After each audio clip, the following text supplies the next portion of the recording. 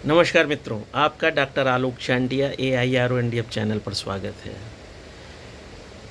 आज जहां दौड़ती भागती ज़िंदगी में व्यक्ति ने उन्नति बहुत कर लिया है, वहीं पर उसके शरीर में रोगों ने भी बहुत ज़्यादा घेरना शुरू कर दिया है। उन सब के बीच में डिजिटल दुनिया में अब औषधियों के बारे में बहुत सी जानकारी उपलब्ध रहती है। डॉक्टर के पास जाना, डॉक्टर को पैसा देना, उससे ज़्यादा बेहतर आदमी अब यह समझता है कि वह डिजिटल वर्ल्ड से जानकारी हासिल करके अपना इलाज खुद करने लगे। और ऐसे में चाहे वो आयुर्वेद हो, होम्योपैथ हो, सभी में इस तरह के वेरिएशन को देखा जा सकता है। चूँकि अखिल भारतीय अधिकार संगठन के बैनर के अंतर्गत नैना दयाल निशुल्क होम्यो परामर्श केंद्र चलता है, इसलिए होम्योपैथी में यूरोपीय देश तो मानते हैं कि होम्योपैथी कोई चिकित्सा ही नहीं है, वो उसे प्लेसिबो मानते हैं। लेकिन जिस तरह से हैनीमैन द्वारा, सुसलर द्वारा इस पैथी को स्थापित किया गया और इसके जो परिणाम हैं वो बहुत सुखद हैं, उसमें आपको भी यह जानना ज़रूरी है कि क्या केवल सोशल मीडिया पर पढ़ ली गई औषधियों को आपको सीधे अपने प्रयोग कर लेना चाहिए, क्योंकि बहुत सी ऐसी दवाएं होम्योपैथी में भी हैं जिनको लेने से पहले आपको जानना चाहिए कि उसके साथ कौन सी दवा आप नहीं ले सकते हैं, उसके एंटीडोट आपको पता होना चाहिए। और इसीलिए मैं यह वीडियो बना रहा हूं, क्योंकि एक बहुत अच्छी दवा होम्योपैथ में कैक्टस मदर टिंचर जो है वो, जहाँ हार्ट संबंधी समस्याओं की बेहतरीन दवा है, रक्त क्लॉटिंग की बहुत अच्छी दवा है, वहीं कैक्टस 30 जो है वो बुखार और सर दर्द की बहुत अच्छी दवा है। लेकिन जब भी आप कैक्टस दे रहे होंगे तो निश्चित रूप से आपको होम्योपैथिक में एक दूसरी बहुत इम्पॉर्टेंट दवा है एकोनाइट, उसको नहीं देना चाहिए। लेकिन जब तक आपको यह पता नहीं होगा कि कैक्टस ग्रैंडिफ्लोरा के साथ आपको एकोनाइट नहीं देना है और आप इस बात को जानेंगे नहीं, तो हो सकता है कि आप दोनों दवाएं देने लगें और उसका शरीर पर कुछ साइड इफ़ेक्ट दिखाई दे।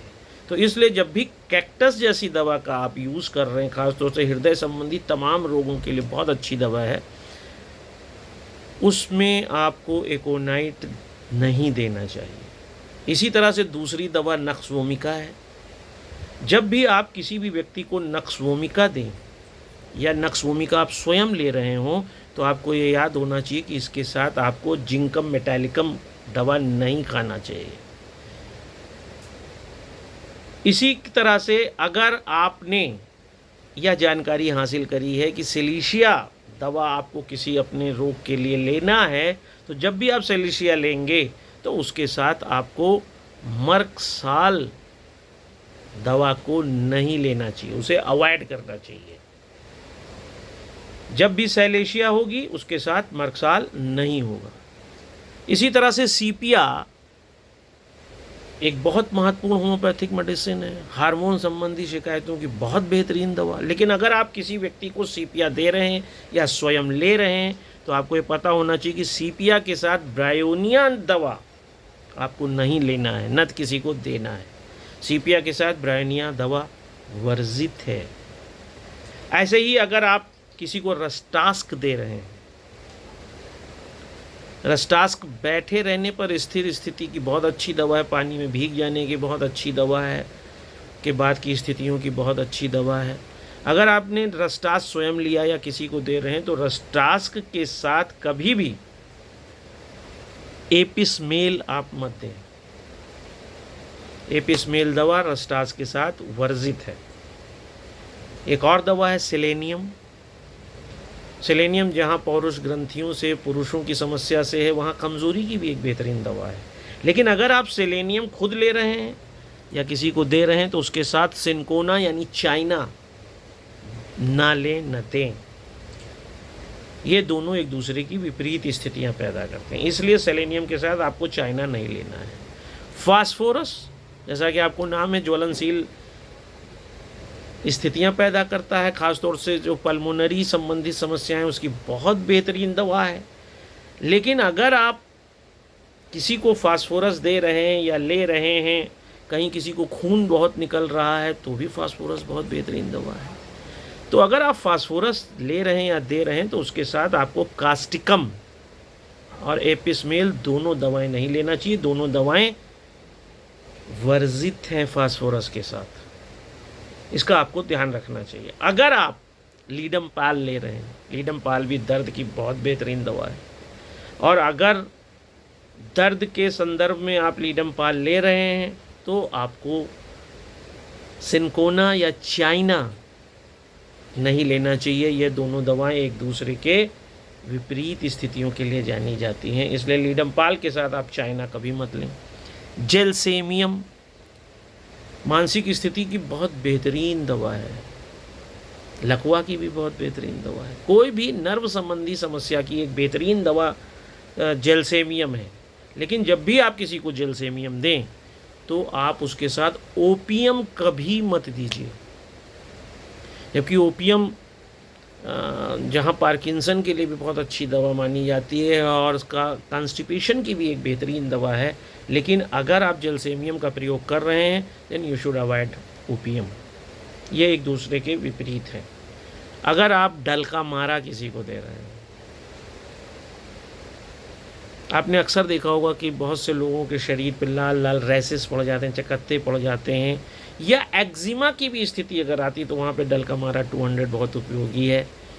उस स्थिति में अगर आप डलका मारा किसी को दे रहे हैं तो उसके साथ आप ब्लैडोना न दें, क्योंकि यह रैसेस पैदा करता है तो ब्लैडोना उसकी विपरीत स्थितियाँ पैदा करेगा। दोनों एक दूसरे के विपरीत स्थितियाँ पैदा कर सकते, इसलिए डलका मारा के साथ आप ब्लैडोना कभी मत दें। और अंतिम काकुलस, आप जानते हैं कि अगर आपकी बॉडी में ट्विचिंग हो रही है, बॉडी अचानक फड़क रही है, तो भी काकुलस बहुत अच्छी दवा है। अगर आपको सफ़र में चलने पर उल्टी होती है, चक्कर आती, तो भी काकुलस अच्छी दवा है। और वैसे स्पॉन्डिलाइटिस की भी बहुत बेहतरीन दवा काकुलस है। लेकिन अगर आप किसी को काकुलस दे रहे हैं तो always avoid to administer causticum दवा कभी मत दीजिए। ये कुछ संक्षिप्त सी जानकारी मैं सिर्फ आपको इसलिए दे रहा हूँ कि अगर आप डिजिटल वर्ल्ड में भी खड़े हैं, वहाँ से दवाओं की जानकारी ले रहे हैं, तो आपको एंटीडोट्स पता होने चाहिए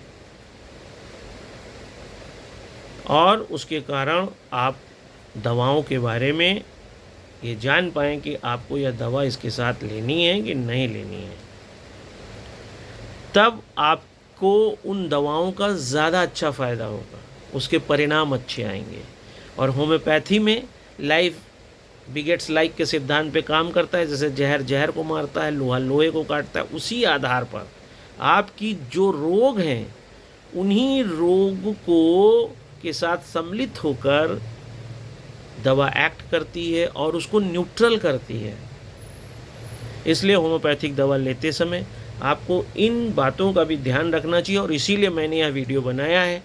आप इसको दूर तक ले जाएं ताकि जो लोग भी होम्योपैथिक मेडिसिन का यूज़ कर रहे हैं वह होम्योपैथिक मेडिसिन की इस जानकारी के साथ होम्योपैथिक मेडिसिन का यूज़ करें। अखिल भारतीय अधिकार संगठन की तरफ से नैना दयाल होम्यो निःशुल्क परामर्श केंद्र आपसे यह निवेदन करता है कि इस बात का निश्चित रूप से ध्यान रखें कि कौन सी दवा कब लेनी चाहिए और किस दवा के साथ कौन सी दवा नहीं लेनी चाहिए, इसका भी ज्ञान आपको होना ही चाहिए। नमस्कार।